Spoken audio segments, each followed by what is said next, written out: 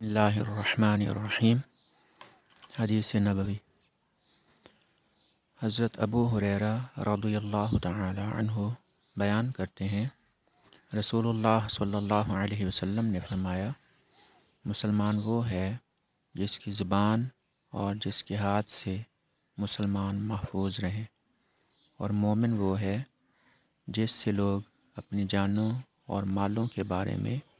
بے خوف اور پرامن ہو۔ اس حدیث پاک میں نبی پاک صلی اللہ علیہ وسلم نے کامل مسلمان ہونے کی علامات اور کچھ اعمال بتائے ہیں۔ نبی پاک صلی اللہ علیہ وسلم نے فرمایا ہے، المسلم من سلم المسلمون من لسانہ و یدہ، کہ مسلمان وہ ہے جس کی زبان اور ہاتھ سے دوسرے مسلمان محفوظ رہیں، یعنی ایک مسلمان کے لیے یہ جائز نہیں ہے کہ وہ کسی دوسرے مسلمان کو اپنی زبان سے تکلیف دے، مثلا غیبت کر کے یا بہتان لگا کر یا گالی دے کر، اور اسی طرح سے مسلمان کے لیے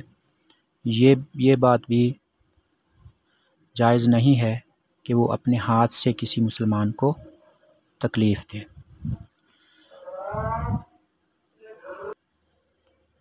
مطلب یہ ہے کہ صحیح معنی میں مومن وہی ہے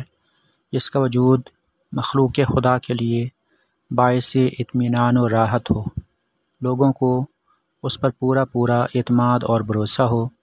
اس کی امانت و دیانت، عدالت و صداقت اور اخلاق و پاکیزگی اس طرح نمایاں ہو کہ نہ تو کسی کو اپنے مال کی ہڑپ کر لیے جانے کا خوف ہو، اور نہ کسی کو اس کی طرف سے اپنی جان و آبرو کے نقصان کا خدشہ ہو، اور نہ کسی کے دل میں اس کی جانب سے کسی اور طرح کا خوف و ہراس ہو۔ حقیقی مجاہد بھی وہ نہیں ہے جو دشمنوں سے جنگ کرتا ہے، بلکہ حقیقی مجاہد وہ ہے جو اپنے نفس امارہ سے جہاد کرتا ہے اور اللہ کی راہ میں بڑی سے بڑی قربانی پیش کرنے کے لیے اور اس کی اطاعت و فرما برداری کی خاطر نفس کی تمام خواہشات کو موت کے گھاٹ اتار دیتا ہے۔ ایسے ہی حقیقی مہاجر بھی وہ ہیں جنہوں نے ان تمام چیزوں کو ترک کر دیا جن سے اللہ اور اللہ کے رسول نے منع فرمایا، اس لیے کہ تمام کاموں کی اصل اور روح وہ اللہ کی رضا چاہنا ہے،